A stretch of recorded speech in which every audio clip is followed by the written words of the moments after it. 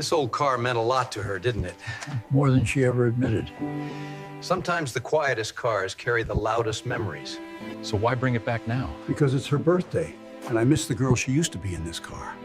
Then maybe this isn't a gift, maybe it's a way back. Some cars are not brought back for speed or value. They're brought back because love remembers the version of someone life asked them to leave behind. The 1990 Honda Accord had been sitting for 20 years behind a small garage, faded by time, covered in dust, and quiet in the way only old family cars can be. To most people, it looked ordinary.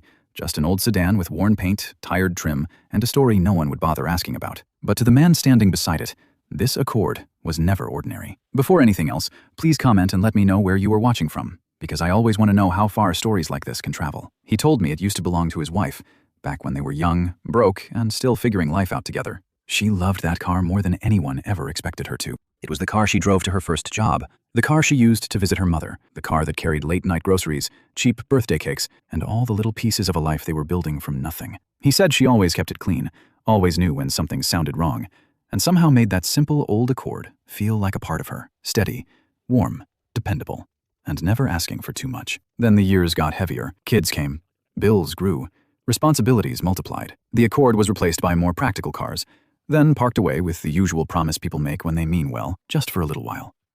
But a little while turned into 20 years. He told me she never complained about it.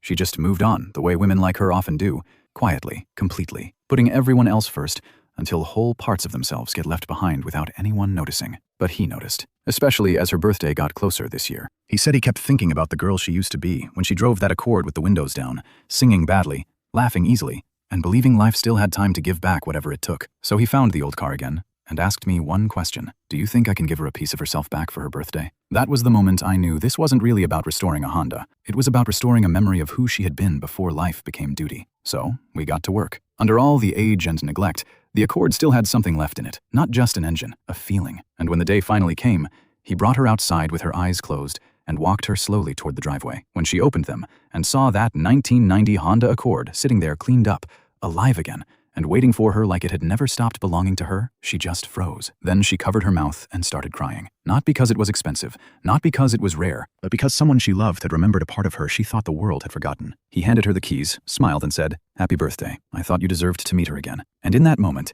it didn't feel like an old car had come back after 20 years. It felt like love had reached into the past and brought something gentle, beautiful, and deeply hers back home. If you could bring back one old car to remind someone you love who they used to be, would you do it? Comment just one word, yes or always. If you could bring back one old car to remind someone you love who they used to be, would you do it? Comment just one word, yes or always.